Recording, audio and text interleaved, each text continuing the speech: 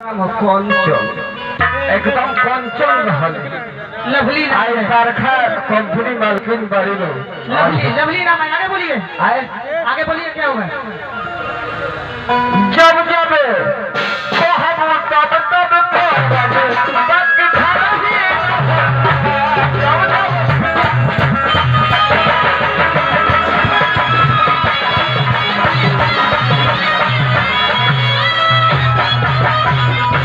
नमस्ते आदरणीय नमस्ते स्त्री माता जियो मेरे पति पुत्र जियो जियो मेरा खुराक।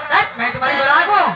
याद कर लीजिएगा लखी शर्मा का ससुराल बन रहा है। कैसे है अपने अपने ससुराल में जाइएगा तो लखी शर्मा को बनना जरूर प्रस्तुत कीजिएगा। कैसे पूजा करो ससुर की, स्वाहा आरती लगाओ सास मैया की, स्वाहा भोग लगाओ गुड़ की, स्वाहा सरहद के साक्षात दंडवत नेह लागल बा साली से।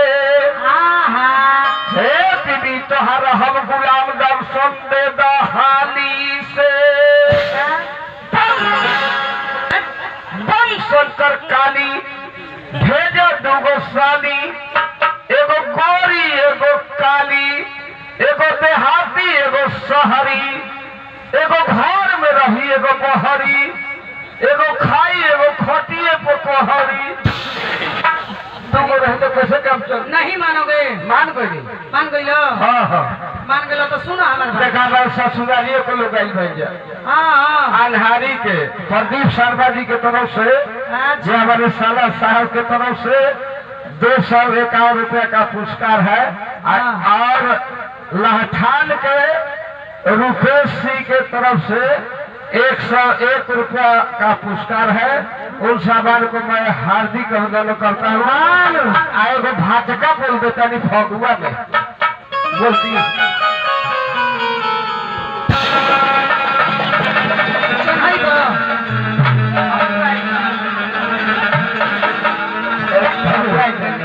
देखो तो लोग चूल्हा लगा तो धोनी दिखाओ तो बुझा तक कटोरी हो। अच्छा शानदार पुरस्कार दे शर्मा भैया के लिए।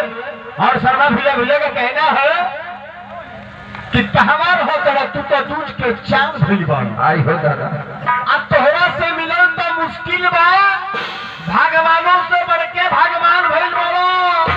आज रुका न काल हम कहे तो नहीं ना टूटता ना ना दादा नहीं जाए के मर जाए खटी काम परेशान जाए समय से छोड़ जाए के नहीं खाए एकदम नहीं खे जाए के भैया के एक सरदार शुक्रिया। हाँ एगो बात कहता नहीं। हेलो मैंने उन जबान को शुक्रिया अदा करती है। भाचा भाचा मत बोला। मैंने उन जबान को शुक्रिया अदा करती है। क्या कहती हूँ क्या कहता नहीं काशी में तो करत दोस्तर, काशी में तो करत दोस्तर, मारे लगू को एगो हामी कर्मा देले आम जमीन पर करता नहीं। तके मरता हो हमारे के दोस्त ने खाता अरे आए तके मरता है सब देश के जवान लोग मरता। कैसे हम बताओ तनी जहाँ देखो तान जा 10 बीघा 15 कट्ठा 1 बीघा 5 बीघा 2 बीघा। अच्छा वो जब बजरंग बली के मूर्ति बना के लोग उस जगह के दखलिया लेता। अच्छा अब बजरंग बली के ग्रिल गेट में लोग बंद कर देता हाँ कि जमीन के रखवाली करते हम। हम जानता नहीं कलयुग में बजरंग बली के का नाम रख दिल बारी। का रखले बनी हम ध्यान से सुनम जा भूमि विकास पदाधिकारी हो जैसे कोई ना हटा दे से। हेलो काशी में तो करत दोस्तर, काशी में तो करत दोस्तर, मारे लतू गरमा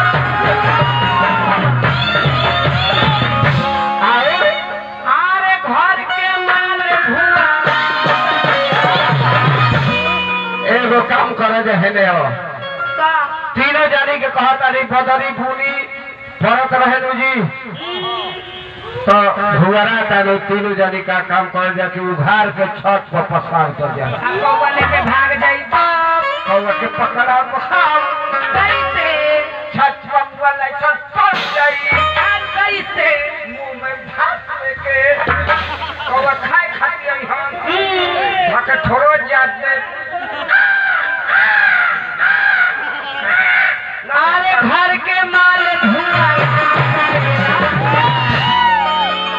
फेरे लाची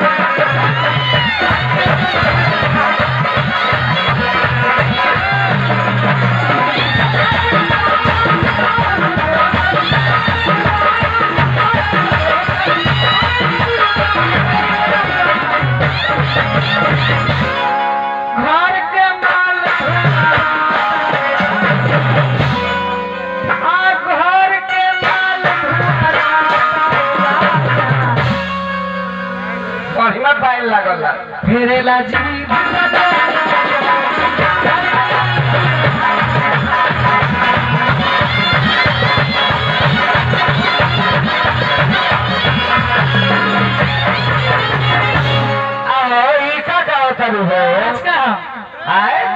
लचका लाचा का कहाँ कर है? ये बिगड़ा वाला निकल है। अच्छा हाँ आप भाजका सुने वाले बारात पार्टी के ना नहीं सुन लेता। हम बताओ तारी बारात पार्टी की भाजका हो कैसे?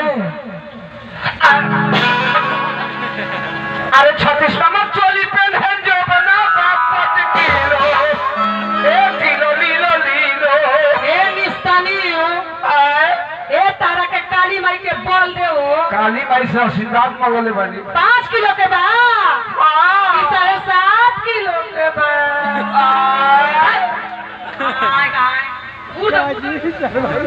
और मेहरारू हियो की जौसी गाय हियो रे अच्छा हाथे पर लागल सुई पर लगी ना तो आराम हो गई हमारा बाबूजी के। कैसे आराम हो गई?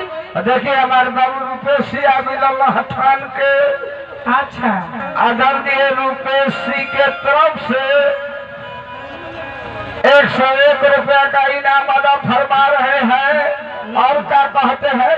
हाँ बोला बोला तो बाबूजी के आराम हो गई। कैसे? बाचवा के खोल के पियाओ तो हम हाँ। बाचवा पी के बढ़िया रहे बाबूजी के पटक दिलस। अच्छा बड़ी हमारा दुख हो गई। कैसे? और सुई जब निकल गई हाँ बाबूजी के आराम हो गई। जब तक हम सुई मरी हम पक तक पहना जाए पलटी छाता छाता कर दिली एकदम। अरे 36 नंबर चोली पेन है जो बना 5 किलो अरे लारा बचारी कुको हाँ बोली बोली काती का रे ना बसुरा खाली चाट